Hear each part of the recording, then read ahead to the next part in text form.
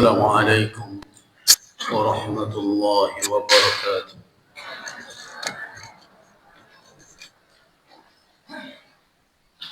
الحمد لله الذي أرسل رسوله هاديا إلى صراطه المستقيم فجعله رحمة للعالمين وسراجا منيرا في ظلمات الشرك والكفر. والله يهدي من يشاء إلى صراطه المستقيم. أشهد أن لا إله إلا الله ولي الصالحين، وأشهد أن محمدا عبده ورسوله ونبيه الأمين. اللهم صل وسلم على عبدك ورسولك وحبيبك محمد وعلى آله وأصحابه والتابعين وتابع التابعين ومن تبعهم بإحسان إلى يوم الدين. أما بعد. عباد الله، jamaah majlis kajian rahimakumullah. Mengawali majlis kita pada pagi ini, mari kita baca ayat Allah Subhanahu wa taala dalam surah An-Nisa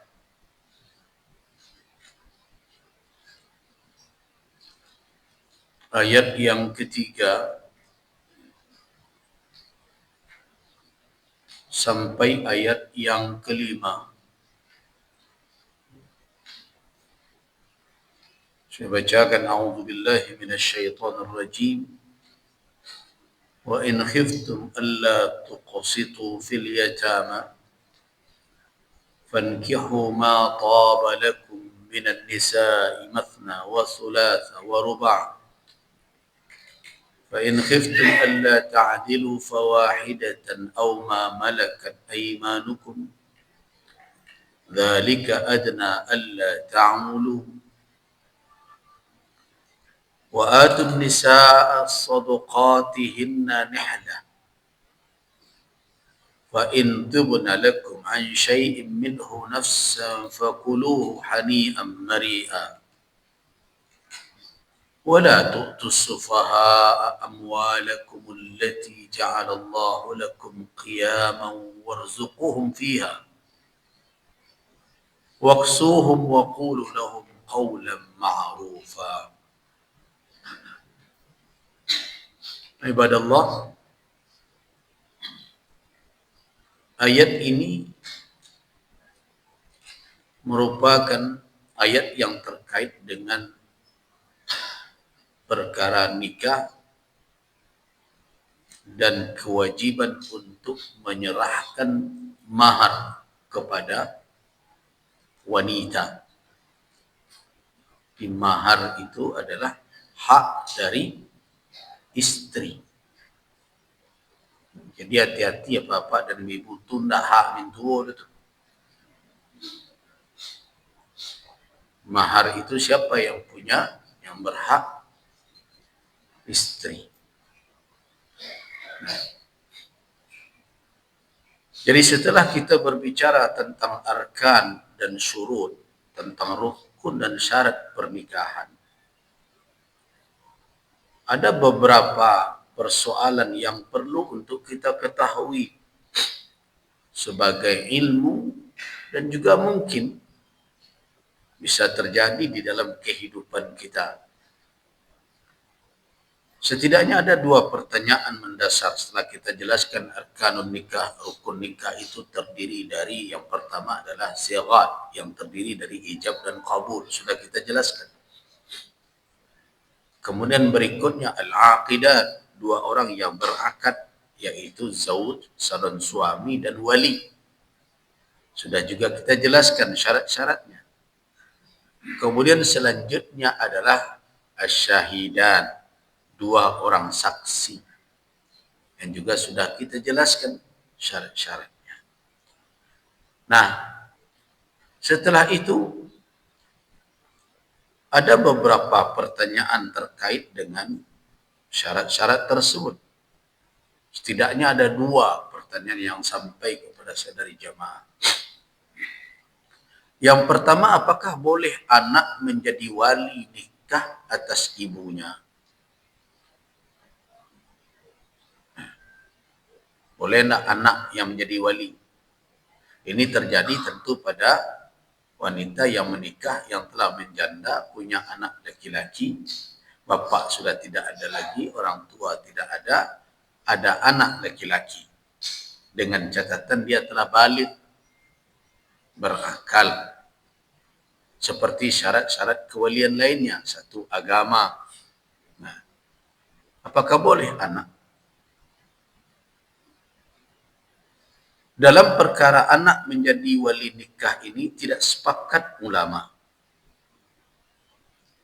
Di dalam mazhab Syafi'i yang muhtamad di kalangan mazhab Syafi'i, anak tidak masuk dalam kewalian. Di dalam kelompok wali nikah itu, anak tidak masuk. Artinya, anak tidak bisa menjadi wali dalam pernikahan.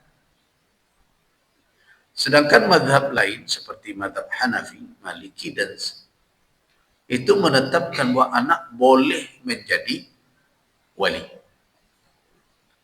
Bahkan dalam urutan mazhab Hanafi, anak lebih didahulukan dibandingkan bapak. Jadi dalam urutan mereka, anak nomor 1, setelah baru bapak. Tentu yang ini terjadi kasus pada pernikahan seorang janda yang punya anak laki-laki.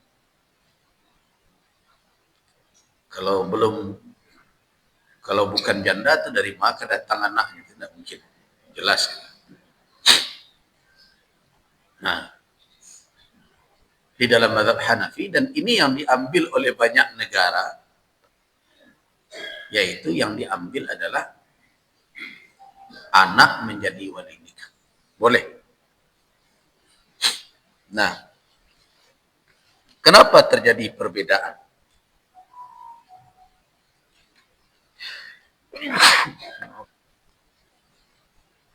Saya agak flu.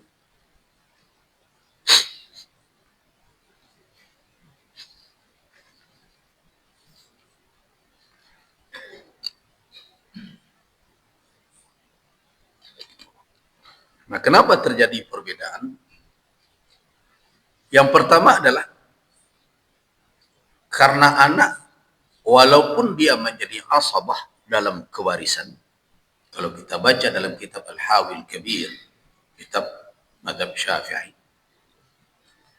walaupun anak menjadi asabah di dalam perkara kewarisan, makna asabah itu adalah laki-laki dari ahli waris yang berhak menguasai seluruh warisan yang tertinggal apabila ahli waris yang telah punya ketentuan tersendiri dalam kewarisan sudah diberikan.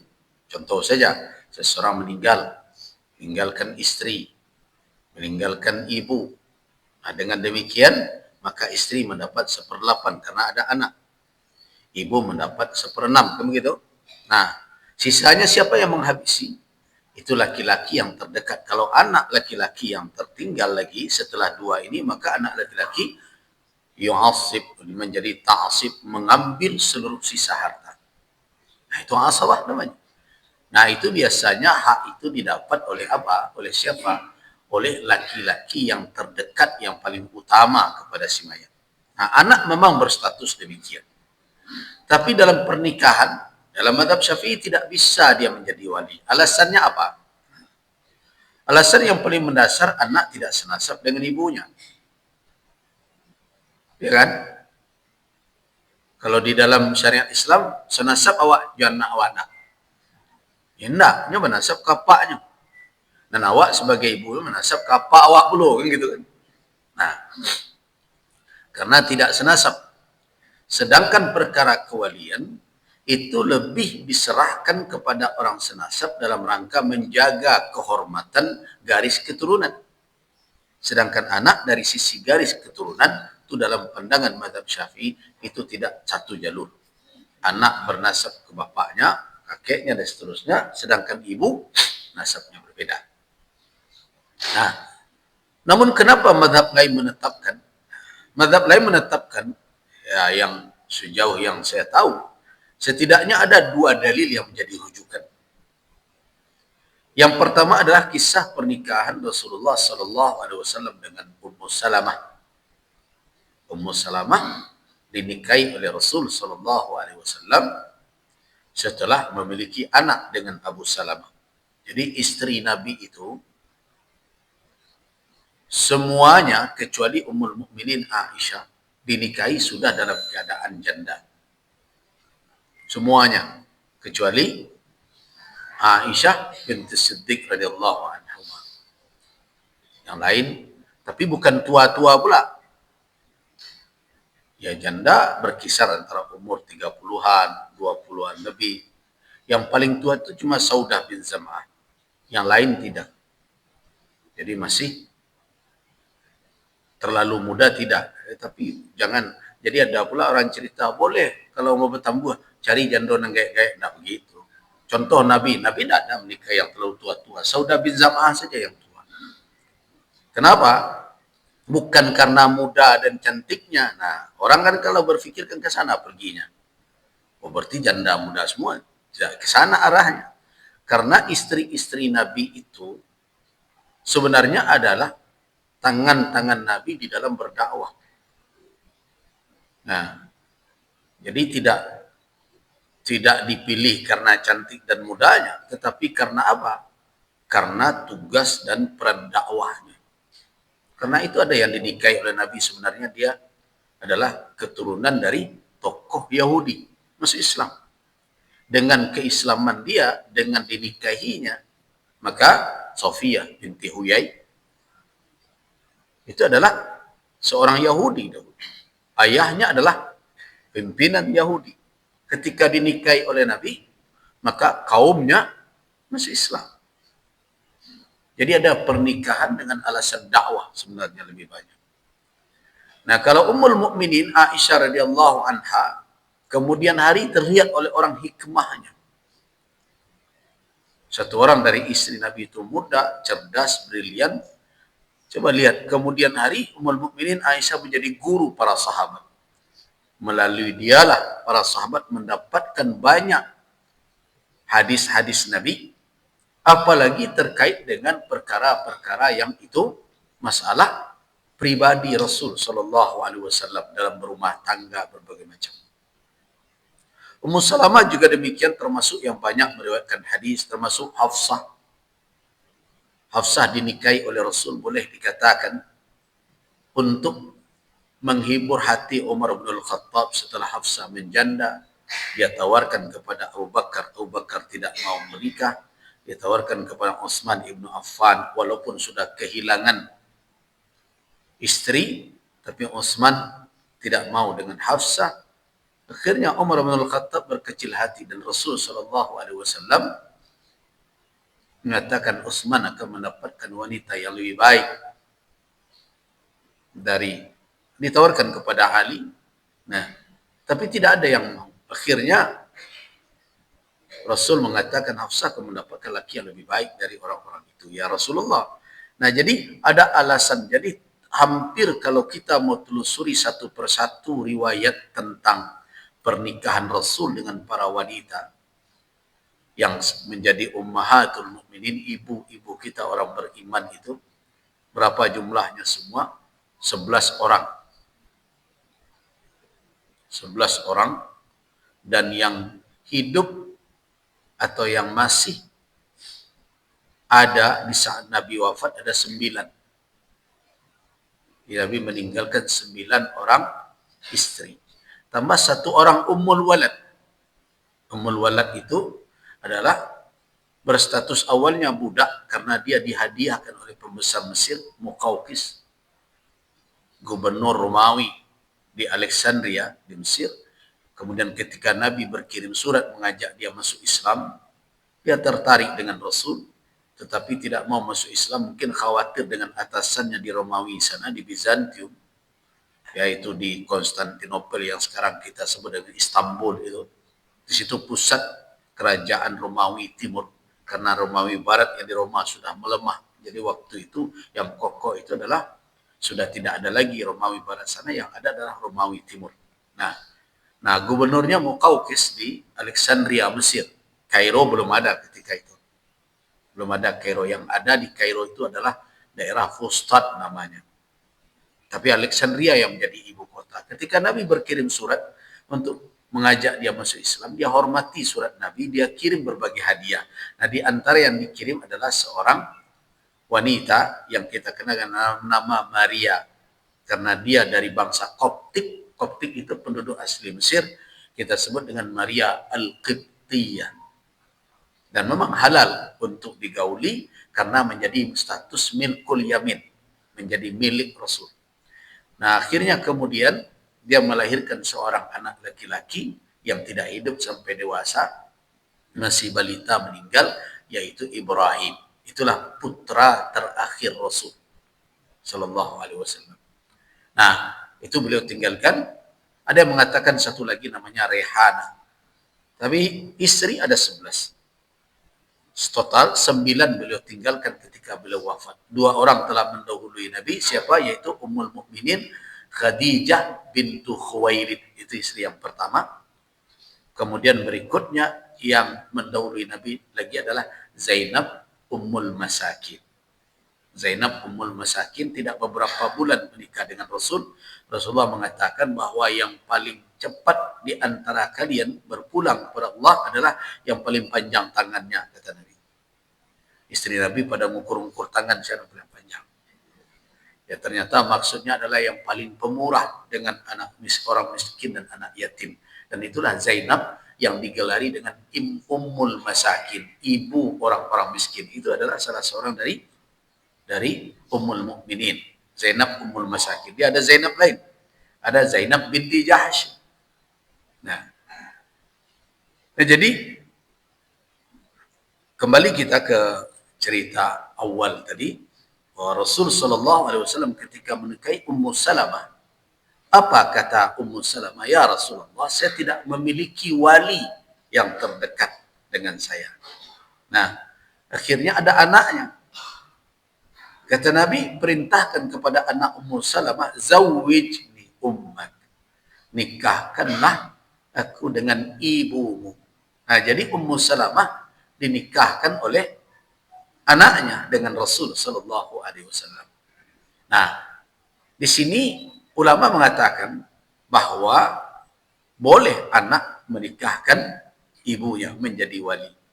Tetapi mazhab Syafi'i mengatakan tidak, itu bukan anaknya, karena ternyata setelah ditelusuri anak Ummu Salamah ini secara nasabnya, paman dan ayahnya, terus ke pamannya dan terus kakeknya, ternyata nanti bertemu dengan jalur nasab dengan Ummu Salamah. Jadi kata mazhab Syafi'i, dia menikahkan bukan atas nama anak sebenarnya, tapi juga atas nama wali karena satu nasab.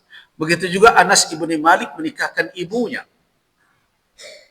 Nah, 2 alasan ini yang dipakai oleh mazhab lain mengatakan boleh ibu menjadi, boleh anak menjadi wali nikah atas ibunya.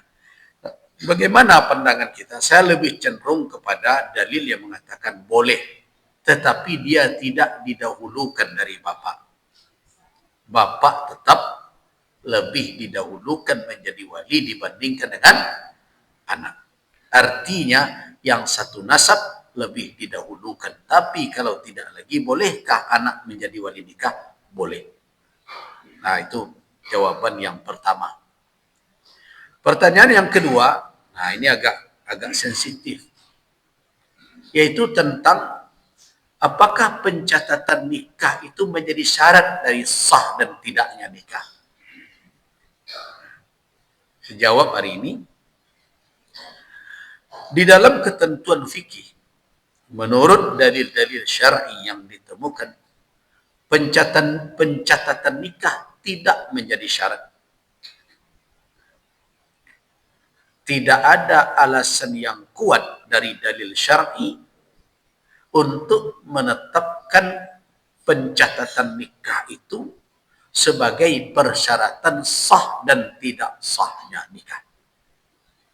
Tapi jangan Dipotong dulu kaji kok.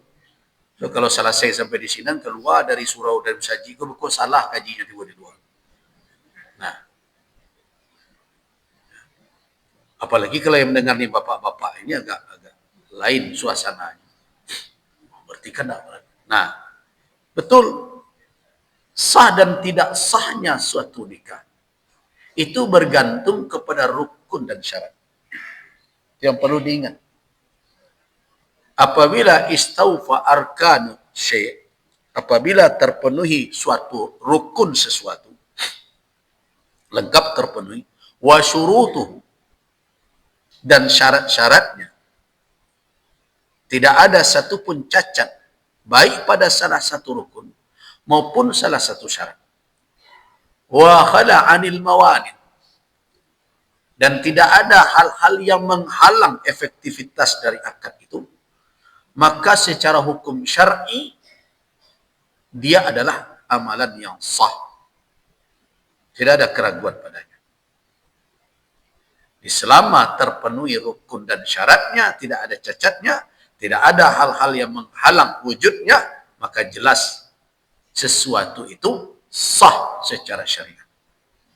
Jadi kalau terjadi nikah, walinya jelas berhak menjadi wali. Yang menikahinya jelas sah, boleh untuk menjadi calon suami. Yang dinikahi juga halal untuk dinikahi. Tidak ada hambatan apa-apa. Dia bukan istri orang, bukan pula mahram dia. Nah, kemudian dilakukan akad nikah dengan sigat yang benar dan ada saksi yang memenuhi persyaratan. Tinggal tidak dicatat oleh pihak yang diberikan kewenangan oleh penguasa di suatu negeri. Itu yang tidak. Nah, apakah pernikahan yang seperti itu di dalam ketentuan syariat sah atau tidak sah? Jawabannya adalah sah. Sah adanya. Kenapa? Karena sah dan tidak sah bergantung kepada rukun dan syarat. Belum ada sampai hari ini ulama mengemukakan alasan yang kuat menjadikan pencatatan itu syarat kesahihan nikah. Sebab kalau dijadikan syarat sahnya nikah, itu yang lalu tidak ada dan sah lahir. Begitu? Jangan kita catat. Tanggal nikah saja tidak tentu di orang tua. Semuanya tanggal lahir. Nenek-nenek wak dulu wak tanya, bila nek lahir? Ketika gampo benang panjang adalah baru, dan pandai berlari. Yang itu dia cerita. Dia tidak tahu. Nah. So, itu akibatnya. Kalau dikatakan pencatatan itu syarat, bagaimana dengan yang lalu, yang tidak tercatat? Itu awak jadi anak, tidak sah sedonya kok. Nanti yang orang tua kita tidak punya buku nikah, surat nikah. Nah, jadi karena itu, penambahan syarat kemudian itu bermasalah.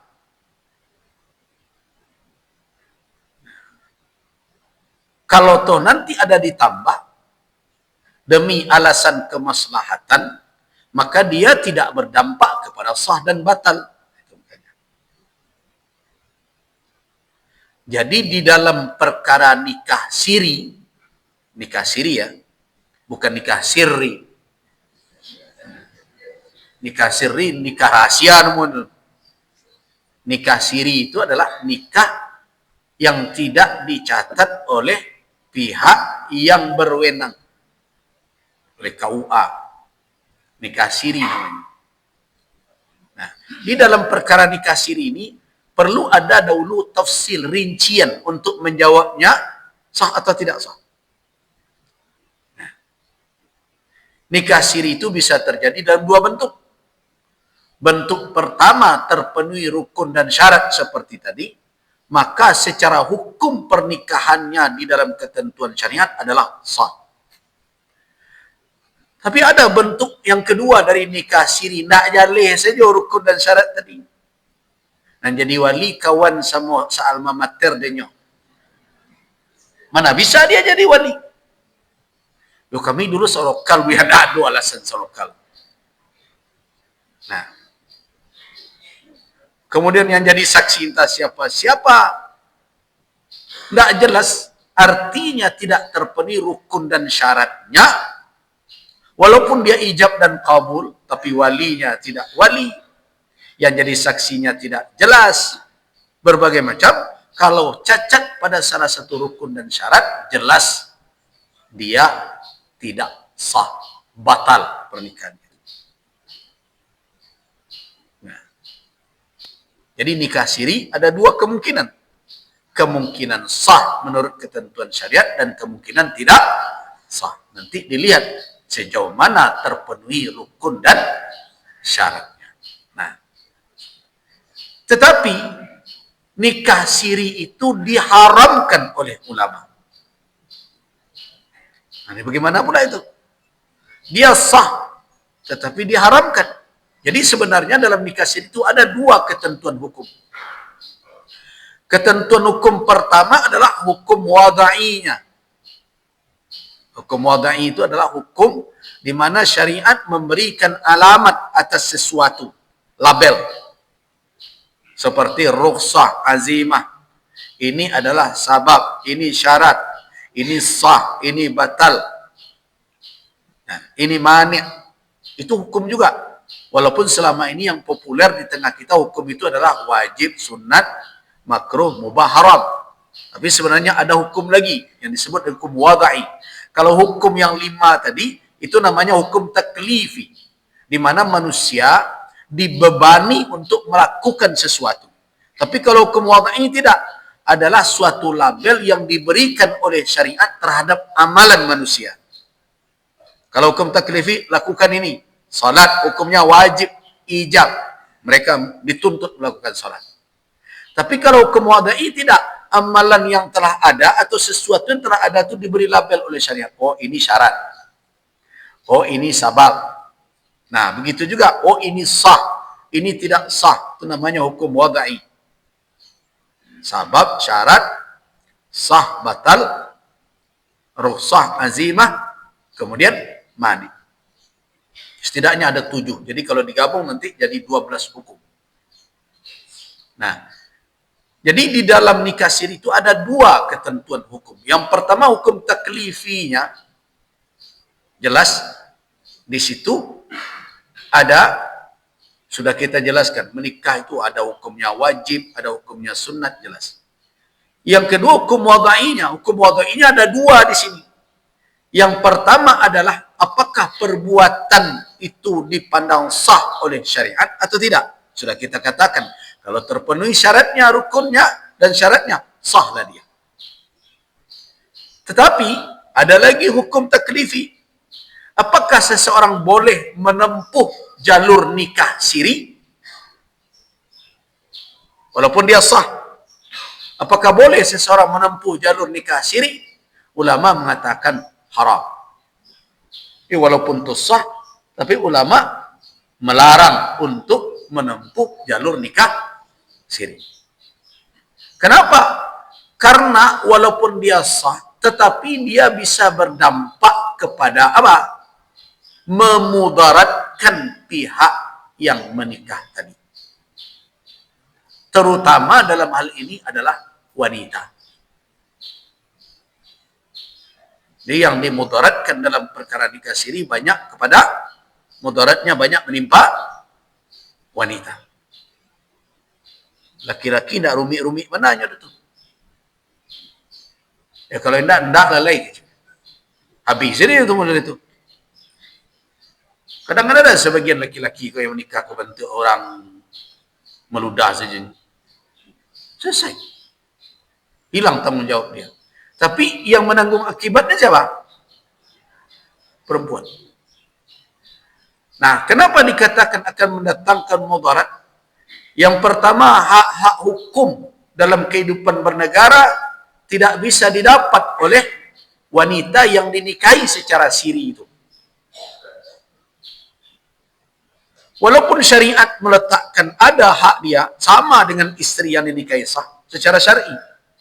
Tapi hukum tidak bisa memberikan dengan alasan tidak ada pembuktian yang bisa dipertanggungjawabkan. Contoh, menikah seseorang wanita dengan seorang laki-laki siri. Kebetulan jadi istri yang kedua. Nah, yang dinikahi kok orang tua duda, lah cie-cie longoknya. Sebulan sudah itu, inna lillahi wa inna ilaihi raji'un. Nah, rencana wanita tadi mungkin nak dapat lo jatah bagian pusako. Nah, datanglah dia setelah suaminya meninggal. Ambokan istrinya. Mahnya warisan ambo sebagai istri. Kalau istri pertama tadi ada ketakutannya kepada Allah setelah dia tahu bahwa suaminya sah menikah dengan wanita itu, maka dia akan berikan haknya. Kalau dia dapat 1/4, dibagi 2 lah 1/4 itu. Kalau dapat 1/8, dia dibagi 2 lah 1/8 itu. Tapi kecenderungan dalam maratu kan orang ya nan acok di dalam urusan membagi harta itu adalah tambah na nampak. Kalau urusan bagi jo kurang, itu rumit itu. Nah, dia tidak mau memberikan. Ya jelas, dia melanggar ketentuan syariat. Tapi sejauh mana orang takut ya syarak kini. Akhirnya dia akan katakan, kalau ia awak punya, awak istri bilo, cica anda tahu saja. Nikahnya bilo. Dah tahu orang bodoh. Nah, dengan itu, maka kemana wanita yang menjadi istri kedua ini akan mengadu? Datang ke pengadilan diminta, mana bukti pernikahan? Ya tidak ada, dia gila. Sekerati salai. Aku ke hakim. Akhirnya dia tidak mendapatkan haknya. Begitu juga nanti anaknya. Bagaimana dia membuat jalur nasabnya? Juga bermasalah. Kalau akan dikukuhkan dengan aturan-aturan yang ada. Nah, apalagi tidak sedikit wanita-wanita yang dinikahi secara siri ini digantung tidak bertali. Tahu gantung tidak bertali? Nyo masih sebagai istri tapi tidak dipulangi. Tidak diagih nafkah. Dicarai ini tidak boleh. Kamu akan mengadu. Mengadu kepada pengadilan, pengadilan bertanya, apa buktinya ibu menjadi istri bapak itu? Diberikan surat salai tadi. Oh, itu tidak bisa dijadikan pegangan hukum. Nah, akhirnya wanita ini terkatung-katunglah bertemu dengan laki-laki yang tidak bertanggung jawab. Sehingga akhirnya apa? Menjadi istri tetap, dinafkahi tidak, dilepaskan juga tidak. Teraniaya. Apalagi kalau ada anak lagi. Karena tidak bisa dituntut secara hukum. Nah, karena itulah makanya ulama. Karena ada mudarat, murtaqab, yang akan menimpa salah satu pihak, maka ulama mengharamkan untuk menempuh jalur nikah siri. Diharuskan demi kemaslahatan untuk mencatatkan pernikahan. Catatkan. Mau istri nang kabar pokoknya catatkan secara resmi. Tandonya yo nak jawab, takutnya mencatatkan. Tapi biasanya takut di adonan pertama ko. Nah, itu yang saya katakan negara ko lah talonsong sebenarnya. Tapi tidak mau suruh. Talonsong apa? Talonsong membuat persyaratan poligami itu nampak serupa untuk masuk ke lubang jarum. Itulah akhirnya banyak orang mengambil jalur nikah siri tadi. Banyak ambil jalur itu. Kenapa? Sebab ada persyaratan untuk menambah istri itu nandak kemungkin dapat saja. Kan ada je bu ya. Ado tu ndak bara. Nandak bara tu nadir namanya. Jarang namanya. Ada kaedah mengecekkan an-nadir kal ma'dum. Nan jarang tu sama je ndak ada. Ado nan bisa tapi banyak. Mayoritas tidak. Apa syaratnya? Izin istri pertama. Sialo pedusing ke maizin lakinya bini cai. Nah, rumit itu. So itulah main perasaan kan. Dibaca ayat Quran 3 kali kayaknya Quran bacanya Quran nampun tak reda. Tapi apakah wanita tidak reda atau tidak senang suaminya menikah itu berdosa? Enggak pula dah. Jadi kalau seorang istri tidak suka suaminya menikah lagi, enggak berdosa istri.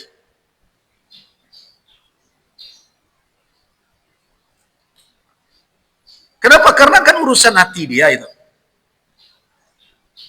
Jadi kecemburuan itu merupakan bahagian yang melekat pada wanita. Nggak bisa dihilangkan. Malah kawalan yang saya nyoto disuruh-suruhnya, kadang agak bertanya, mana kok disuruhnya kok? Lah bosannya kok. Rangkek na udah menyesuaikan saya tak itu kecil. Nah, ketika dia tidak mengizinkan, itu adalah tabiat wanita. Nah, karena itu semestinya di dalam aturan tidak digantungkan izin itu kepada yang tidak akan memberi izin. Nah, di situ telonsongnya pakai izin istri. Bila istri mengizinkan laki menikah, ada tapi itu tidak banyak. Nah, jadi karena itu nadir, jarang itu terjadi. Nah, karena itulah makanya syariat tidak mensyaratkan nikah kedua itu izin istri pertama. Tidak ada di dalam syariat. Nah, tidak ada dalam syariat. Bisa Pak pahami itu kan?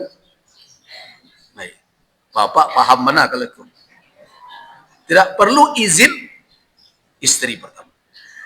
Tetapi nikah untuk kedua itu oleh syarat indak lo diagih bak cek kosong Pak. Nah, kok agak rumit Pak mikirnya.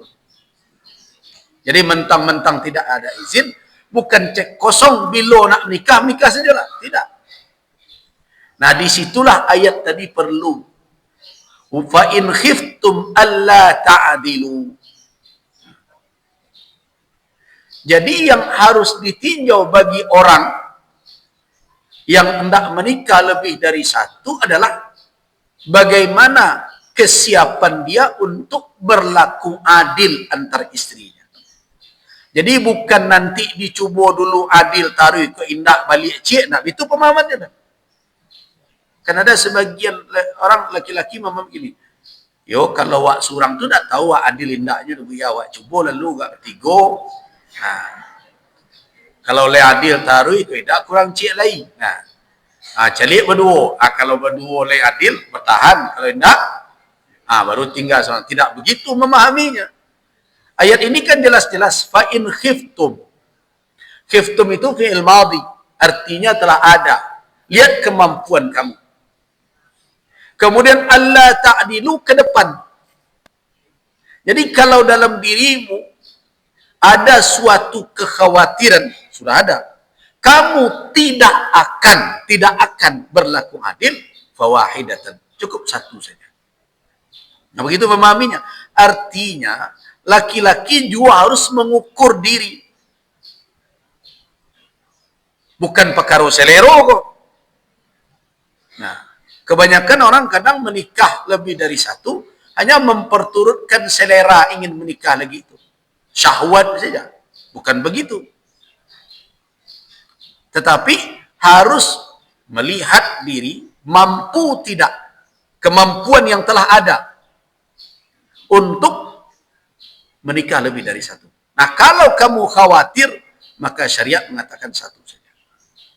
Nah, tentu kemampuan untuk berlaku adil itu harus memperhatikan situasi dan kondisi di mana kehidupan sedang berjalan. Jadi tidak bisa gaya lama. Orang kalau kamu nikah dari 2, 3, sampai biasanya nyambil nenek moyangnya tuh. Alasannya, inyek dan dulu berenam. Ya inyeknya, Pak dan dulu 3. Apanya? Tapi kondisi itu menentukan Kini orang tak serupa dulu lah doh. Dulu menikah mana berampek, berbeda negari, tak serupa kini keadaan. Kenapa? Dahulu tanggungjawab kaum itu tinggi. Jadi istri tidak mendapat panuk. Kadang sebagian wanita dahulu menikahnya mendapat tua sajalah jadi. Nikah je orang kadang lah. Orang berpangkek. Walaupun pulang sekali sebulan. Nah, karena itu bagi orang dahulu tidak penting perkara harta dulu. Apalagi kalau orang tua orang-orang terpandang di tengah masyarakat. Kehormatan yang penting. Itu yang terjadi dahulu. Saya pernah cerita di sini. Orang nikah sekian banyak anaknya, sehingga lupanya juga anaknya. Kalau lah berkumpul, saya di mau surang. Oh, yang kemarilah. Lah tiba muka. Yo pak, ang siya na muang ko. Lupa. Ya pernah kejadian dulu. Wanita bertemu dengan seorang laki-laki di pasar, seorang bapak, saponya dia produksi. Dan, yo. Terus ada itu. Cek laki-laki tadi. Rasa-rasa kenal, Wak. Badak kenal, bukan bini udan yang ketiga dulu. Yo. Itu dia kelupa. Nah. Jadi kondisi seperti itu dahulu. Nah, sekarang tantangannya tentu berbeda. Jadi pertimbangannya, khiftum itu, bukan takut ke bini masalahnya. Nah, sekarang ini kan enggak. Orang tidak menikah kedua karena takut dengan istrinya, tidak. Tapi ketakutan dalam Al-Quran itu ketakutan tidak berlaku adil. Kenapa? Karena ancaman seorang laki-laki yang menikah lebih dari satu, tidak berbuat adil antara istrinya. Ja'a yaumal qiyamah, datang di hari kiamat, nanti wasaqquha, salah satu badan itu ma'il, artinya pincang jalannya di akhirat kala. Ditonton di orang banyak. Itu tanda bini banyak dulu celik. Tidak adil. Gitu. Jadi orang takut dipermalukan kelak di hari manusia dihimpun. Ketakutan itu lebih besar. Nah, karena itu kemampuan berbuat adil itu harus menjadi pertimbangan. Nah, karena itu tidak bisa diserahkan kepada laki-laki juga kalau kita mau mewujudkan kemaslahatan di dalam kehidupan berumah tangga. Makanya saya sudah berulang kali pernah mengatakan, sebenarnya tidak usah sarahkan ke pedusi izin kok. So, pedusi tidak akan bagi izin kok. Itu normalnya tuh. Dan salah lo ke laki-laki. Laki-laki kok mampu. Saya sadar kecilnya kok. Nah, karena itu saya dulu pernah menyampaikan, sudah diberikan saja hak untuk melihat kemampuan itu kepada pengadilan. Jadi siapa nak menikah lebih dari itu, ajukan dulu ke pengadilan. Pengadilan lah nak bertanya kawak, berapa penghasilan pak? Nah, wang boleh dapat 2 juta sebulan. 2 juta ini payah kini kok pak. Surang saya tidak makan 10 hari kok pak. Kau tambah surang lain. Nah, begitu pengadilan kami nggak itu.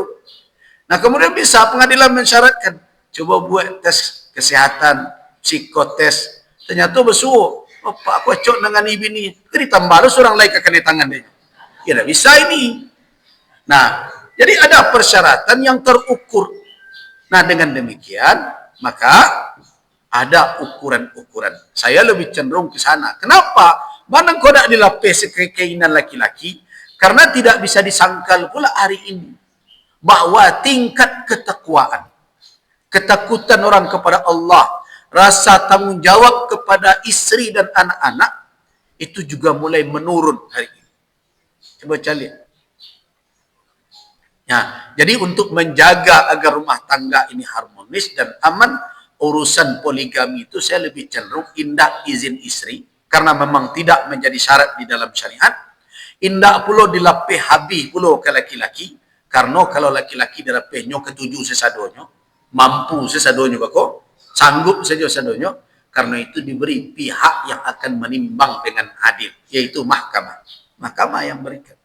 Ada dapat SIM dari mahkamah itu silakanlah. Nah, itu kecenderungannya. Tapi kalau tidak mampu atau secara personal dia menilai dan surang saja mungkin alun terayomi, anak sekian banyak dan harus ditanggung dengan pendidikan kini yang menjadi suatu hal yang sangat pokok di dalam kehidupan, mungkin orang ini akan lebih berpikir dengan kemampuan baik fisiknya maupun finansialnya, ya cukup satu sajalah. Nah, itu bukan suatu hal yang haram, pilihan yang seperti itu. Nah, jadi begitu. Jadi tidak boleh lo kecekkan, oh poligami itu nak adil. Kalau itu menentang Al-Quranul Karim namanya. Jadi wanita-wanita harus menyadari hal itu. Al-Quran jangan ditentang. Karena Allah Subhanahu wa taala ketika mengizinkan sesuatu pasti ada maslahat di balik itu. Kalau Allah mengharamkan sesuatu pasti ada madarat dan mafsadat. Ada kemudaratan yang akan menimpa. Tetapi jangan pergunakan hak dan kewenangan itu secara serampangan. Karena itu syariat memberikan quyud namanya, batasan-batasan, kriteria-kriteria, syarat-syarat agar jangan orang seenaknya saja. Nah, dengan demikian, maka kalau ini diterima, maka tidak ada ketakutan bagi orang yang mampu untuk menikah secara resmi. Jadi lahirnya nikah siri ini salah satu faktornya karena itu orang nak bertambuh, nyo mampu tapi tidak dapat izin, nyo tampuhlah jalan siri tadi itu. Itu salah satu penyebab. Cuma banyaklah orang yang menyadari secara hukum bahwa pilihan itu menimbulkan risiko. Nah, kalau akan dikatakan batal nikah siri yang terpenuhi syarat, tidak ada alasan untuk mengatakan batal. Tetapi ulama telah menyatakan bahwa menempuh jalur nikah siri itu haram hukumnya. Kenapa? Karena berpotensi mendatangkan mudarat dan mafsadat, terutama untuk wanita. Karena itu jangan muah. Kini tergantung wanita. Jangan muah dinikahi secara siri. Kalau iyo sungguh dia jawab, bawa tuah ke KUA. Berjale-jale. Apa masalahnya? Nah, kalau nak nama dek takut je isterinya, katanya ayo waktunya penakut je bini. Nambar bini cik lain. Nah, jadi karena itu, jangan mau wanita, saya bukan menghasut, tapi mendorong gitu. Jangan mau dinikahi secara siri. Yang sudah terlanjur nikahi secara siri, minta urus dia sekarang ke pengadilan. Isbatkan nikah. Supaya jangan teraniaya di kemudian hari. Sebab kalau tidak ada pembuktian itu, banyak hak-hak wanita akan hilang. Walaupun syariat menetapkannya. Ini bukan cerita orang, tapi sekian kali pengalaman orang bertanya kepada saya, bertemu kondisi seperti itu, tidak bisa diapa-apakan. Mau bagaimana lagi? Ada yang dinikahi secara siri, tapi tidak dipulangi bertahun-tahun, kedipangan. Nah, kadanglah ada orang lain nanti, saya katakan, ibu tidak bisa menikah. Kenapa? Karena status ibu adalah istrinya. Nah, tapi yang anehnya, suami yang menikahi dia secara siri tidak mau pula menjatuhkan talak. Nah, persoalannya bagaimana? Ya kalau begitu minta tebus sajalah talak tebus, khulu' atau minta difasahkan. Maka mengadu, pengadilan tidak melayani.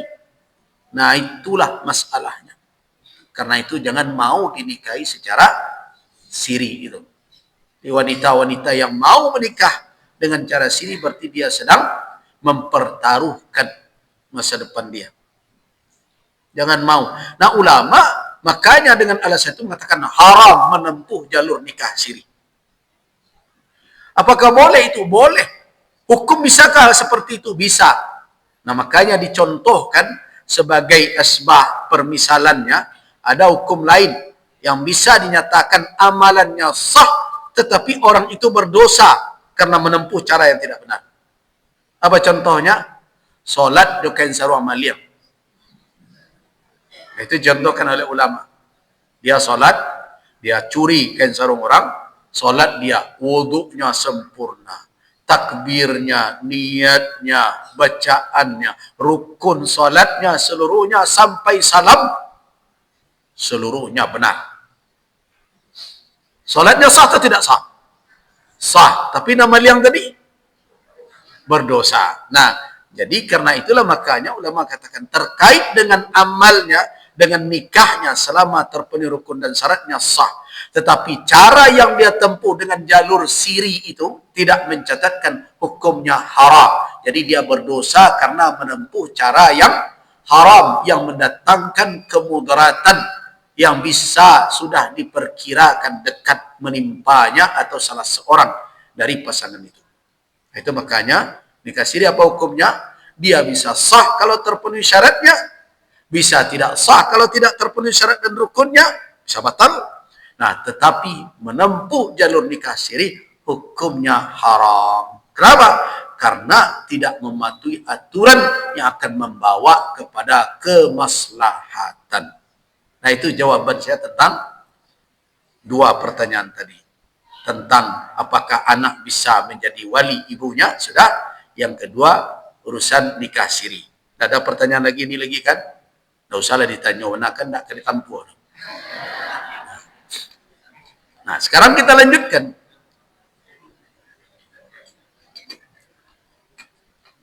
Ada satu lagi yang menjadi kewajiban dari akad nikah tersebut. Apa itu? Yaitu sedekah. Sedekah atau yang juga disebut dengan mahar. Kita lanjutkan membaca ayat tadi. Ayat 4-nya surah An-Nisa. Wa atun nisaa sadaqatihinna nihlatan. Wa atun nisa, datangkanlah atau berikanlah. Wa atu, panjang ya. Kalau ata datang. Kalau ata datangkan artinya berikan. Nah. An-nisa kepada para wanita. Kepada siapa diberikan? Pada wanita. Sadaqat. Sadaqat adalah istilah lain dari kata mahar. Di mahar juga disebut dengan sedekah. Allah katakan mahar itu dinisbahkan kepada wanita tadi, sadaqatihinna. Makanya ulama mengatakan bahwa mahar itu bukan milik mertua. Mahar itu adalah untuk istri. Milik istri. Nihlatan, kata nihlah ini ada dua makna. Ada yang mengatakan makna nihlatan ini adalah fardan, wujub, kewajiban. Yang kedua ada maknanya adalah tibun nafs, kerelaan. Jadi rela, kewajiban yang harus dijalankan dengan keikhlasan. Oleh siapa? Oleh yang memberikan. Siapa yang memberikannya? Suami. Nah, dari sinilah para ulama merumuskan apa yang dimaksud dengan mahar.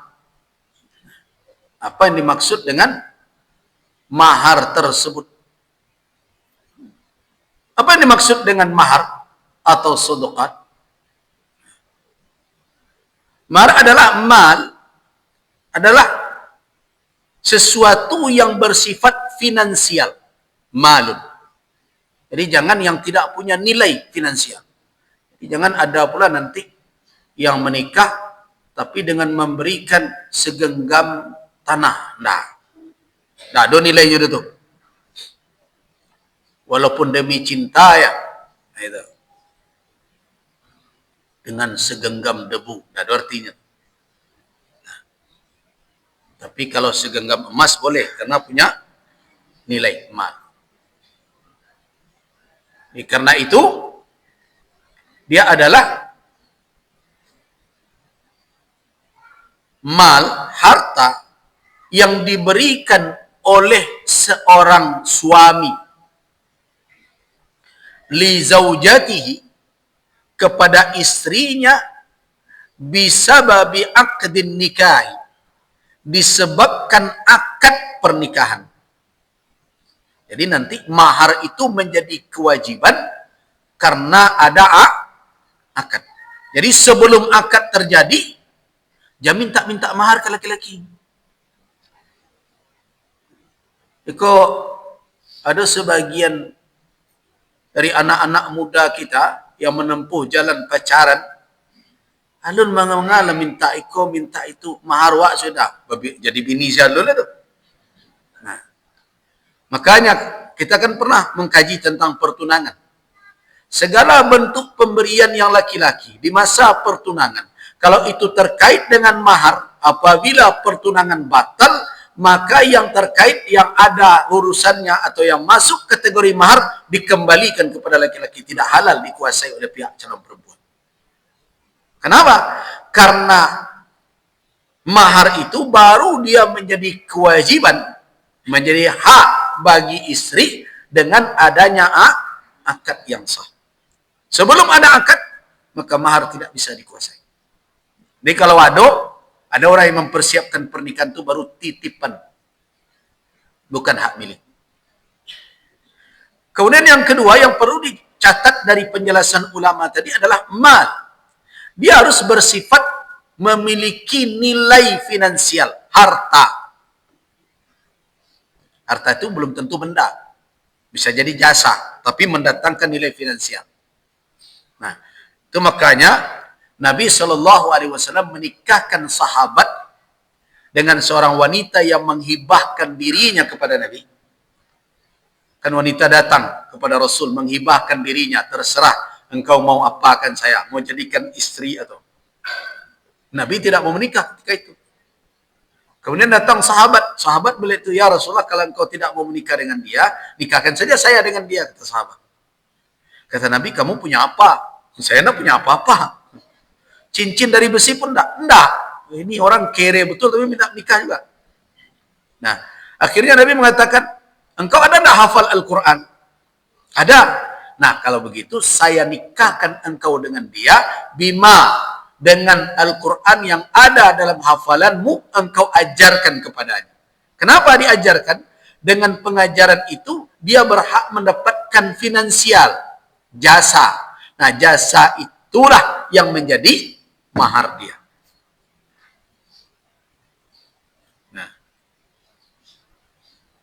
Nah, artinya apa? Bahwa ulama mengatakan bahwa mahar itu bersifat mutakawwam, punya nilai maliyah, punya nilai finansialnya. Nah, dari sini banyak akan muncul pertanyaan. Terus, apakah harus disyaratkan mahar itu baru dia afdal atau tidak afdal, jenis harta tertentu? Tidak. Jadi tidak ada alasan untuk mengatakan bahwa jenis mahar yang afdal itu seperangkat alat sholat. Tidak ada itu. Nah, itu awak itu nama buik-buik. Seolah-olah kalau diberikan seperangkat alat sholat, nama memberinya saleh, nama menerimanya salehah. Tidak ada jaminan itu, kecuali si saleh justru salehah menikah. Tapi yang heran saya, wanita kenapa mau? Bako namu ibu-ibu. Padahal seperangkat alat solat pun akan jadi kewajiban laki-laki juga nanti itu.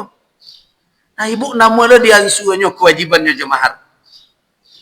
Sebenarnya rencana ibu-ibu menggeleng, ambo nak menyuruh masuk tak ada. Seharusnya menggeleng saja. Enggak, kalau itu kau dah walian je tu. So kenapa? Fasilitas beribadah itu, pakaiannya, itu kewajiban suami. Mengadian suanya ketika jadi mahar. Mahar itu mestinya kandak ibu-ibu ke calon suami.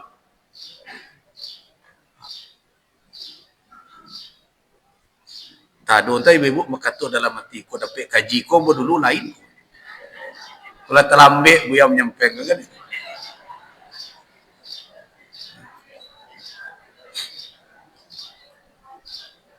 Jadi kita ini sering membuat-buat aturan seolah-olah kalau begitu itu namanya simbolisasi ya.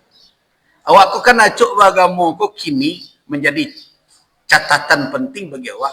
Awak acuk beragama ini dalam bentuk seremonial simbolis. Seolah-olah kalau simbol itu dipakai lah salih mana awak. Semua orang beragama kalau ikut acara Maulid Nabi Isra Mi'raj itu jadi orang taat sekali. Itulah ditiru oleh pejabat-pejabat awaknya hadir acara-acara itu saja. Ada awak bangga lo tu, calik apa tu, acara Maulid Nabi hadir, solat sebelah rumahnya, adonya rumah ada tiba je. Nah, karena karakter awak suka model itu membuat simbolisasi, disimbolkan. Nah, kalau bahasa lain sebenarnya bagian dari pencitraan beragama juga tuh. Jadi tidak ada jaminan bahwa kalau diberikan seperangkat alat solat oleh laki-laki kepada calon istrinya, berarti yang memberi soleh, yang menerima solehah. Bahkan peralatan solat itu menjadi kewajiban suami. Setelah menikah, kalau tidak ada, berhak tu ibu menuntut, ambo tak ada mau kena, balian mau kena ambo. Mesti. Kan banyak kisah-kisah bagaimana miskinnya para sahabat sehingga mereka harus cepat pulang berganti, bersalin pakaian solat dengan istrinya kan. Itu tugas. Quran. Kalau tidak ada dan perlu ibu baca Al-Quran, maka itu kewajiban suami untuk menyediakannya. Jadi tidak ada ukuran dengan mahar seperti itu, berarti itu pula lah yang menjadi ukuran bahwa yang dibangun ini keluarganya adalah samawa. Ada. Itu kita aja yang membuat-buat begitu. Ya termasuk juga sebagian orang kadang berkeyakinan pula kalau akad nikah itu dilakukan di masjid itu lebih sakral. Tidak ada dasarnya itu. Tidak ada dalil. You kan ke rumah Allah. Betul rumah Allah. Tapi tidak semua amalan, tidak semua ibadah, tidak semua petunjuk syariat, perintah syariat itu kalau dijalankan di rumah Allah ini afdal dibandingkan dengan di luar. Nah, tidak semua. Perkara afdaliyah itu harus bersandar kepada dalil, kepada nas. Bukan berdasarkan kira-kira kita. Bukan berdasarkan agak-agak awak. Ada nas yang menetapkan. Karena itu, apakah seluruh solat dilakukan di masjid ini afdal? Tidak. Yang afdal dilakukan di masjid ini apa? Al-maktubah, solat yang wajib. Solat sunat di mana afdalnya? Di rumah malah. Jadi itu yang menunjukkan bahwa jangan dibuat ukuran masing-masing sendiri-sendiri saja. Nah, disikolah masalah awak. Wak jadikan kalau di musaji itu kan lebih sakral, tidak lebih. Bahkan tidak sedikit orang yang melakukan akad nikah di masjid bisa berdosa karena tidak menjaga adab di rumah Allah. Nah, masuk aurat dah betul, duduk bercampur aduk laki-laki dan pedusi. Coba lihat. Kadang ada yang pernah membawa bansi bagai ke dalam untuk meriangkan dramatisasi sebelum pernikahan. Dan 25 tahun ketika dilahirkan tadi, bayi riang kan jusallu. Nah, apakah itu adab di rumah Allah Azza wa Jalla? Banyak yang melanggar ketentuan. Berbagai persoalan muncul. Nah, karena itu mau menikah di masjid, menikah di kantor KUA, menikah di rumah, sama saja itu. Bahkan di dalam syariat, kalau ada orang melakukan akad nikah di lapau pun selama terpenuhi syaratnya sah juga. Nah. Walaupun tentu tidak tempatnya, ya. Tetapi secara hukumnya, dimanapun pernikahan itu dilakukan selama rukun dan syaratnya terpenuhi, sah adanya. Jadi, dia tidak menjadi suatu ketentuan terkait mahar tadi, jenisnya harus ini dan itu. Tetapi yang dianjurkan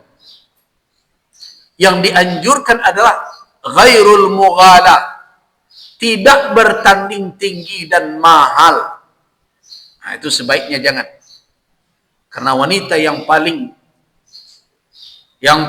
berkah menjadi ibu rumah tangga, menjadi istri adalah yang tidak mahal maharnya, yang paling murah maharnya, yang paling rendah nilai maharnya. Bukan karena dia menjatuhkan kehormatannya, tetapi karena apa? Sikap ketawaduannya.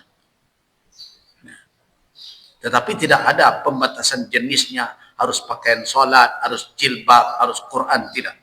Intinya syaratnya adalah yang memiliki dhu qimah, punya nilai finansial. Kemudian berikutnya, mahar tersebut adalah satu-satunya kewajiban yang terkait dengan akad. Ketika akad terjadi, tidak ada kelebihan yang lain di luar itu yang wajib dibebankan kepada laki-laki. Nah, ini perlu direnungkan betul. Mahar saja dilarang untuk mughalah, saling berpacu meninggikan mahar, walaupun tidak ada batasan berapanya. Tidak boleh dibatas. Ada suatu peristiwa di masa Umar bin Al-Khattab sebagaimana diriwayatkan oleh Al-Imam Abu Daud dan Al-Imam At-Tirmizi, ada kasus di masa Umar radhiyallahu anhu. Pada suatu kali Umar berkhutbah. Khatabana Umar rahimahullah faqal, "Ala la tughalu bisuduqin nisa." Ketahuilah, kata Umar bin Al-Khattab radhiyallahu anhu, la tughalu. Jangan kalian bertanding untuk apa? Meninggikan suduk. Suduk jamak dari sadaq. Dari sadaq. Jamak dari sadaq atau mahar tadi. Jangan kalian berpacu meninggikan mahar untuk wanita. Itu kata Umar. Fa innaha law kanat makrumatan fid dunya aw taqwa indallah lakana aulakum biha Rasulullah aw an-nabi sallallahu alaihi wasallam. Kata Umar, kalau seandainya tingginya mahar itu dipandang sebagai makrumah. Makrumah itu apa? Sebagai ukuran kemuliaan. Prestisiwa akan diukur dengan berapa mahar. Kalau itulah alasan meninggikannya. Atau mungkin menunjukkan takwa. Dan sebagian orang kan mungkin dia adalah seorang yang taat, ya perlu dia.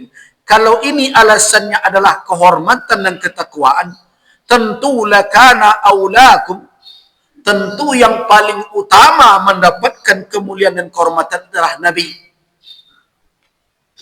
Kalau tinggi mahar jadi ukuran mulia. Siapa yang paling mulia di antara Rasulullah? Seluruh makhluk beliau akramal makhluqin.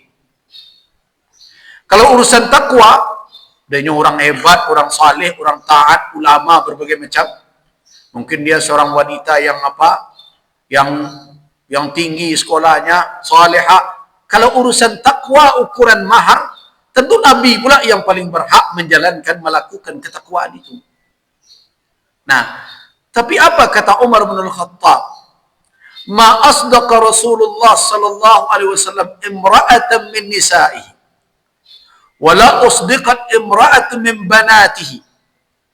Tidak pernah Nabi memberikan mahar kepada siapapun dari istri beliau. Nabi memberikan. Begitu juga tidak pernah beliau menetapkan mahar untuk wanita dari putri-putri beliau. Jadi Nabi pernah memberi mahar, tentu sebagai suami. Nabi pernah menetapkan mahar bersama putri beliau sebagai mertua yang memberikan pandangan, petunjuk. Tidak ada Nabi menetapkan aksar, lebih banyak min thintai asyrata auqiyah, melebihi dari 12 auqiyah, kata Umar. 12 auqiyah itu kira-kira kalau perak berapa sekarang? 1 gram. Siapa yang tahu rago perak? Ibu-ibu tidak tahu. Kalau rago ame ditanya banyak, yakin banyak yang tahu. Ya kira-kira kalau 12.000, kalau 20.000 saja per gram, ya kira-kira 20-an juta. Itu sudah maksimal, tertinggi. 20-an juta sekarang. Nah, itu maksimal. Nah, tapi kebanyakan di bawah. Hanya satu istri Nabi yang paling tinggi maharnya. Tapi bukan Nabi yang bayarkan. Najasyi. Siapa? Ummu Habibah binti Abi Sufyan. Di Ummu Habibah itu dinikahi Nabi. Karena suaminya keluar dari Islam. Ketika beliau berhijrah di Habasyah. Dan Nabi ingin melindungi, menjadikannya sebagai istri. Di samping Ummu Habibah ini adalah putri panglima perang Quraisy yang berhadapan dengan Nabi, putri Abu Sufyan. Nah, kenapa maharnya tinggi? Karena maharnya dibayarkan oleh Najasyi. Dan Nabi menikah diwakili oleh Najasyi. Jadi Nabi mewakilkan kepada Najasyi karena Ummu Habibah waktu itu sedang di Habasyah. Kemudian baru beliau hijrah ke Madinah. Nah, di luar dari itu, sebagaimana kata Umar bin Al-Khattab, tidak ada melebihi dari 12 uqiyah. Kalau 12 uqiyah diperkirakan 20-an juta, itu sudah paling tinggi ketika itu. Nah, jadi jangan menuntut lebih, kata Umar. Tetapi ketika itu Umar ditegur oleh seorang wanita. Jadi kalau ada pula seorang pemimpin ditegur oleh rakyat, tidak usahlah terlalu berlebihan pula reaksinya. Pemimpin kini penyinggung benar sadonya. Dikritik orang tersinggung, ikut kecil orang nak mudah paper namanya. Nah, biasa itu. Tidak usah lo terlalu diperdebatkan. Kalau mau menasihati secara diam-diam lah, tidak dengan orang. Yo balos caro kini salaweh ko negari bilo lah ka baduo presiden jo menteri jeko. Ya kalau dia sampaikan melalui itu dimaklumi saja. Tandonyo awak balam lapang padang lawe. Nah, hendak semuanya tiap sebentar dikritik kadukan, pencemaran nama baik. Kadang-kadang rumi wadanya, terlihat nama baik dan tidak. Nah, ini yang sering. Jadi kembali kita ke kasus Umar tadi. Ada wanita yang mengkritik, ya Umar, itu tidak hak engkau membatas-batasi. Kemudian dia baca ayat Allah Subhanahu wa taala di dalam Al-Qur'anul Karim, wa ataitum ihdahunna qintara. Kamu telah pernah berikan kepada istrimu itu qintar. Qintar itu adalah jumlah harta yang tidak terbatas. Akhirnya Umar sadar, asabat imra'ah. Ya ibu ini yang benar, Umar yang salah. Umar sadarlah engkau saja mengerti agama. Banyak orang yang lebih faqih dari Umar bin Khattab. Itu kata Umar kepada dirinya. Itulah ketawaduan Umar dengan ilmunya yang begitu dalam. Nah, dengan demikian tidak ada batas maksimal dari mahar. Tidak ada. Dan tidak ada pula batas minimal dari mahar. Walau apapun, walaupun khatam min hadid, cincin dari besi yang mungkin harganya 1000 perak pun, kalau awak basuh awak, bolehkah jadi mahar? Boleh. Tidak ada batas maksimal. Nah, karena itu Nabi cuma mendorong agar wanita memudahkan, memberikan kemudahan, dan itu akan mendatangkan keberkahan yang lebih banyak dari wanita tersebut untuk rumah tangganya. Namun yang perlu kita ingatkan terkait dengan mahar ini, bahwa mahar itulah yang menjadi kewajiban bagi laki-laki. Nah, tiba di awak waktu kuat jo lain-lain lebih kareh pada mahar. Di sekolah kekeliruan adat Minangkabau, khususnya adalah adat Selingkah Nagari. Barik lo pada mahar. Jangan menuju ke piaman saja. Sebab bukan kasus japutan saja nama masalah. Pekumbuah 50 kota sesudui. Tiba di orang agam dan lain sekopor. Tiba di orang Solo uang dapur. Nah itu tuh di dalam tradisi awak itu bisa menjadi penghalang pernikahan. Nah, itu nambah bayo di Minang. Jadi tidak sedikit peretongan menjadi mantah balik. Kecuali orang lah kampung lalu bawa. Karena kita membuat berbagai aturan melebihi hukum syarak, lebih kare dari hukum syariat. Nah, kama kau letakkan hadis Nabi sallallahu alaihi wasallam. Hadis Nabi yang mengatakan, apabila datang kepadamu man tardawna dinah. Oh, tidak ada apa ya? Saya merasa masih ada. Nah, sehingga bisa saya perlihatkan hadisnya. Nah, kata Nabi sallallahu alaihi wasallam, apabila datang kepadamu man tardawna dinahu, nah, wa khuluquhu fa'ankihuhu. Begitu kata Nabi. Illa taf'aluhu takun fitnatun fil ardi wa fasadun kabirun. Ini perlu diingat betul. Kau nak perlu mendengar kaji kau ni mamak kau. Nah. Idza atakum, apabila datang kepadamu man tardawna dinah, orang yang engkau redai dinahu, agamanya, tadayun dia, komitmen dia beragama, tampak, wa khuluqah, dan akhlaknya. Kata Nabi apa? Fa'ankihu, nikahkanlah dia dengan putrimu atau dengan wanita yang berada di dalam kewalianmu. Illa taf'alu, jika kamu tidak melakukan hal yang demikian, tidak kamu nikahkan, apa boleh mencari alasan, membuat alasan untuk menggagalkan berbagai macam. Takun fitnatun fil ardi, akan terjadi fitnah di muka bumi, wa fasadun kabirun, dan fasad, kerusakan yang besar. Nah. Kemudian ada lagi yang bertanya, ya Rasulullah, in kana fi, ada yang akan bertanya, kalau begini bagaimana Rasul? Mungkin akan mempertanyakan kalau kurang begini. Diulang lagi oleh Nabi, idza ja'akum man tardawna dinah, kalau datang orang yang telah engkau redai agamanya, wa khuluqah, dan akhlaknya, fa'ankihu, nikahkanlah, kata Nabi. Jadi itu harus menjadi pertimbangan pertama bagi para wali, bagi keluarga. Mamak-mamak. Yang aneh sekarang mamakku lebih berkuasa lo dari bapak urusan nikah. Padahal kewenangan kewalian itu adalah keputusan Allah. Kewenangan mama itu kewenangan adat. Nah, seharusnya adikku basandi jo, sandi sara. Karena itu tidak boleh seseorang menjadi penghalang pernikahan bukan dengan alasan yang menjadi ketentuan wajib di dalam ketentuan syariat. Itulah perkara wang jabutan tak bersesuaian.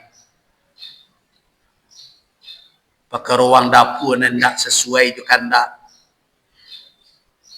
Nah, padahal kalau kita mau berfikir lebih panjang, sebenarnya apa yang kita minta itu kemudian menjadi kewajiban juga bagi seorang laki-laki.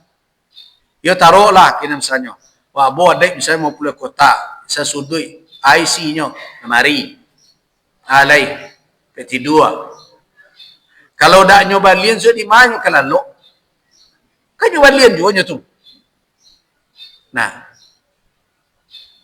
kalau di agam dia mampu sekopor, di bawah sini anduknya, tak keberanduknya okay? Jadi hal-hal yang sebenarnya akan menjadi kewajiban dia, bahkan seorang suami bertanggung jawab bukan menyediakan sesudut sebenarnya, menyediakan rumah untuk istrinya. Jadi orang Minang ada lo nan terlena dek karena awak malam mami tuo. Itu sementara tu lah dilapangkan. Sudah itu berpikir lalai. Anak ke bertambah. Lama-lama kamar mungko tu adik bini wak kamar nikah pula. Wak suruh ke belakang. Kalau nak siap wak je rumah berikut di dapur tampil wak suah. Ini laki-laki Minangkabau makanya dia tidak mau diam. Dia sudah siapkan itu. Jadi bukan hanya sesudut malah kewajiban pangan, sandang, papan menjadi kewajiban suami. Cuma memasukkan dan menyasakkan di dalam akad pernikahan menjadi persyaratan baru terjadi, itu tidak pada tempatnya. Apalagi sampai batal. Karena itu saya pernah berpengalaman, adik sepupu menikah, bertamu adik antara dua, adik Piaman cik, adik Solok cik, betul lah belakang. Awak nan pedusi. Nan piaman laki-laki. Kecik mamak nan di pihak laki-laki. Ayo baisi adik kami buya. Yo kecik awak jadi nak sama-sama diisi. Limbago sama dituang. Di situ. Yo ada wang jemputan. Kalau itu isi lo dek kami wang beralik. Nah, tentu itu jadinya. Kalau kedikaren duanya, kami isi jemputan di situ, jemput malah. Tapi isi lo si kau wang dapur. Nah, kalau samo indak sebab kan biasa baretong model itu. Kan baretong awak kok kanduanya kan badan tiang tagangnya baleo-leo. Nah dengan itu awak coba kini bitu sajalah. Kan carilah keadaan keluarga. Keluarga tak mampu disiko. Kalau menjapui lo sebanyak itu ndak kata japui. Nah karena itu semua indak saja. Dan siko ndak meminta uang dapur. Dan situ ndak usah lo minta uang jemputan. Tu kecen tu malu kami. Kau dia tu malu tu siko malu lo. Ya samanya tu. Nah akhirnya kecian. Ya kan anak kan lama menggadang dia. Tombok kecian. Anak siko ndak balapis. Dia gadang tetap bergadang juga. Tu sama sebenarnya tu. Ya kan payah menggadang anak. Nak sinan sana payah menggadang anak. Siko dah ada anak. Sudahlah ia di pediasa gadang surang. Tak ada bergadang dia. Bacarian makan. Sama sebenarnya. Nah. Sampai terakhir. Itu nak lama terdengar. Ayo ke ndak uang gubalo ke lah buyat. Jadi kami di siko dah ada orang nama gubalo tu. Sampai model itu. Ndak tersuai tongan. Karena keluarga juga nak mampu. Akhirnya putu hitungan ndak jadi perhitungan itu dilanjutkan. Nah, coba bayangkan. Ketika itu mbok adik sepupu apa? Ronald. Sekolah nak. Ya dah, tanya adik ang tu lah. Ya dah, tanya adik ang. Tanya calon adik ang tu. Nyo nak menikah jo dua ndak? Dia dah tanya. Iyo awak iyo jo dah. Aku iyo. Ang dah piti pai kerantau. Pai. Nyo di mau suruh sekali kau. Nyo suruh di Jawa dah. Abonya ke Jawa dulu. Ang pai. Anikan sinan. Anti yang mau hadek kau. Nak kau raliknya tak berhenti. Sama begitu. Nikahkan ni. Nah. Pai nikahan ke Jawa tu dia. Nah. Jadi dah. Doang piti berkau dah carian ongkos supaya membawa dia untuk sana. Nah. Ikannya situ. Anda usang hitung uang dapur, uang itu, imbau saya keluarga, tetangga sekitarnya, undang saya senang seketik lah selesai. Jadi kalau begini kita membuat aturan, nah, sesampai itu, akhirnya kita menghalang hukum Allah. Nah, itu nanti yang dilakukan. Kalau itu dilakukan melanggar sumpah awak orang Minangkabau itu. Kata dah pucuk ke bawah, ada baurek di tengah digirik kumbang. Syarat adalah sandaran dari adik awak. Nyopondasi. Dialah menjadi ruh. Nah karena itu, jangan sampai ada ketentuan-ketentuan yang dibuat di negari berbagai macam yang melebihi bahkan menghambat ketentuan syariat. Itu yang jangan dilakukan. Seperti kasus beberapa pekan yang lalu, seorang ustaz mengatakan, kami di negari kami kini banyak orang nikah keluar. Bapak itu, nenek mamak nak menanda tangan NA. Kecil, badak tanda tangannya. Tak tahu nak kecil kau kemanakan kau melawan dulu. Nah, tak boleh ukurannya seperti itu. Kalau akan dibuat aturan, nenek mama ikut menjaga anak kemanakan, alasannya harus jaleh. Jandek kerana kau adik awak kau dulu dak menanda tangan awak akan menggadai itu berang kayaknya, berang ke anaknya. Keberalik anaknya, tak tanda tangan NA ni. Zalim itu mamak seperti itu.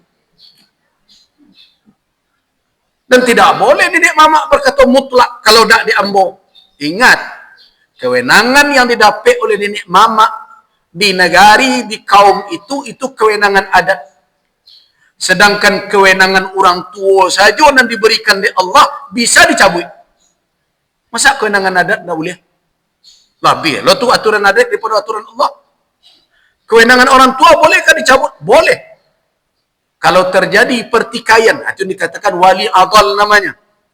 Kalau terjadi pertikaian antara anak dengan orang tua, kemudian diajukan ke pihak yang berwenang, kepada mahkamah, ke hakim, dilihat apakah bapak ini punya alasan enggan menikahkan anaknya.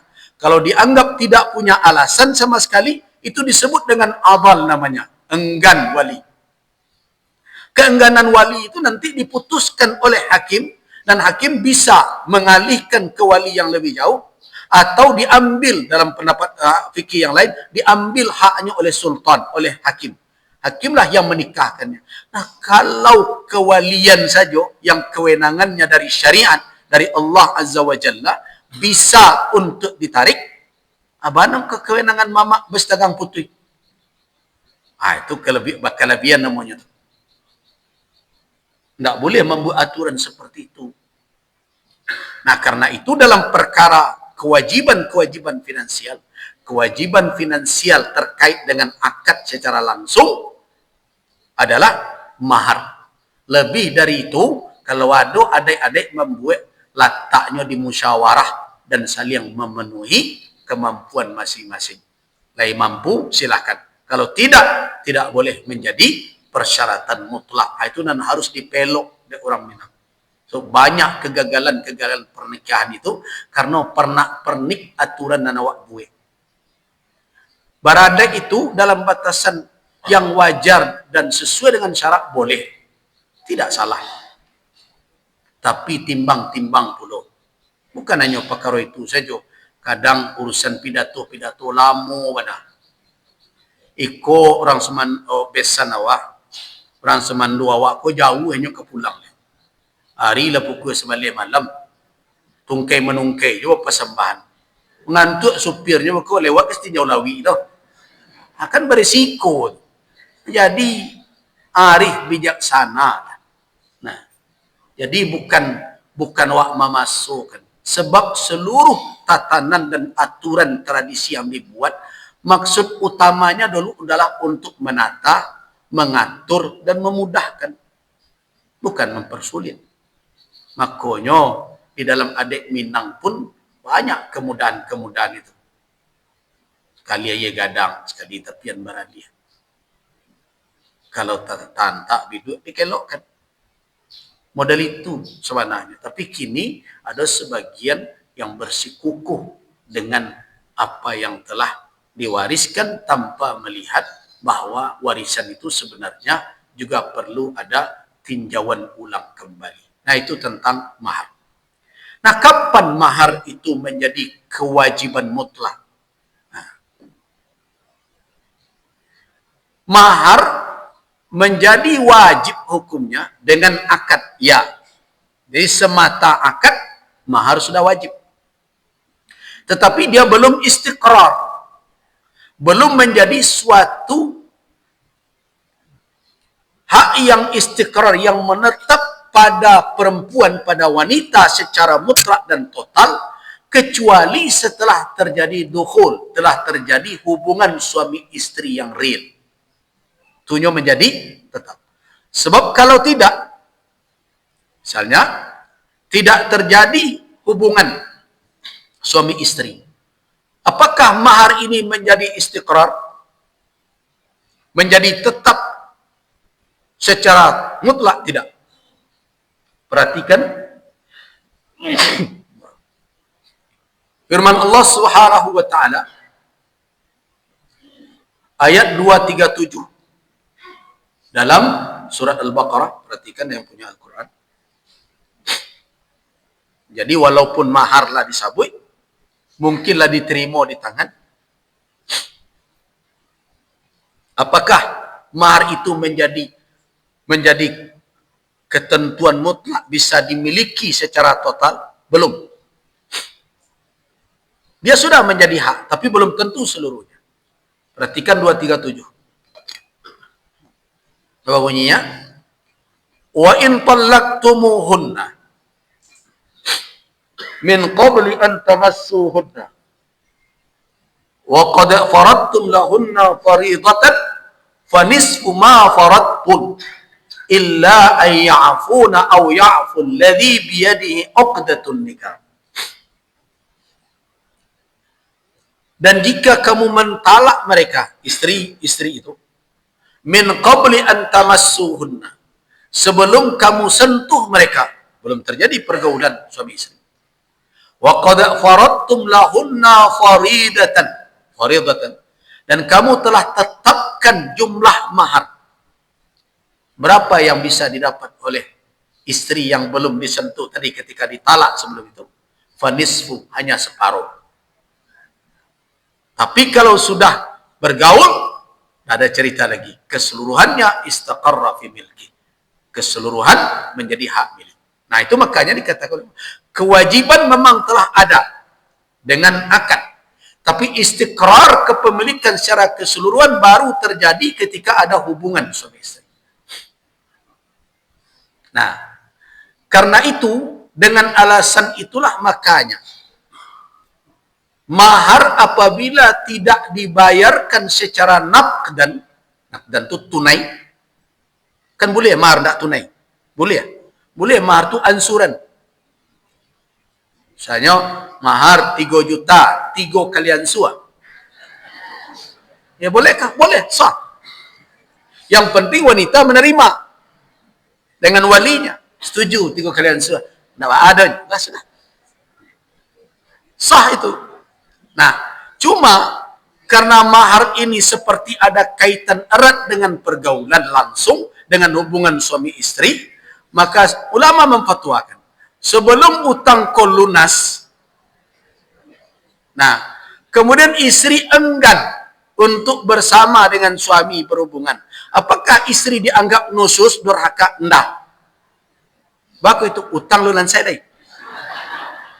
Itu kira-kira.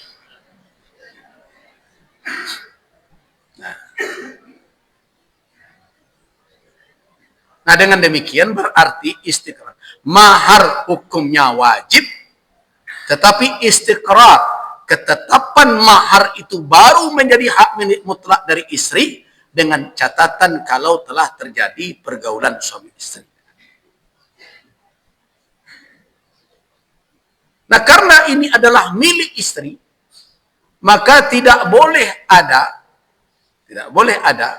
ya, di dalam akad nikah tersebut perampasan dari dia, tidak dari pihak suami. Nah, itu nanacok terjadi. Sudah bagian kayaknya ambil dulu lihat. Saya pernah bertemu tuh seorang suami magi mahar, saya itulah selesai nikah, nyagi 200.000. Pas luar pulang, pas keluar dari musaji, habis nikah minta gitili rokok. Ini bagaimana ini laki-laki? Nah, jadi mungkin orang minta tuh saja lebih ini tadi bagi lebih tadi beli. Padahal itu nihlatan, pemberian untuk dia, ya, pemberian untuk dia yang menjadi kewajiban bagi suami. Jadi itu milik dia. Di mahar itu nanti tidak menjadi, kalau seandainya maharnya satu rumah ya, pada prinsipnya mahar itu kalau terjadi perceraian nanti tidak masuk harta gonogini itu tuh. Itu milik dia. Sama dengan waris. Warisan yang didapat oleh istri atau oleh suami tidak masuk jadi harta bersama. Hibah tidak masuk harta bersama. Karena yang masuk kategori harta bersama itu adalah penghasilan yang diusahakan. Nah, tapi kalau berdasarkan hibah masukkah? Tidak. Baik, saya cukup dulu. Saya diminta menghadiri musyawarah daerah MUI Provinsi Riau. Sekarang saya mau ke Pekanbaru. Saya mohon maaf, kita cukupkan dulu sampai di sini. Insyaallah nanti kita lanjutkan. Waffaqanallahu wa iyyakum lima yuhibbu wa yarda. Wabillahi taufiq wal hidayah. Assalamualaikum warahmatullahi wabarakatuh.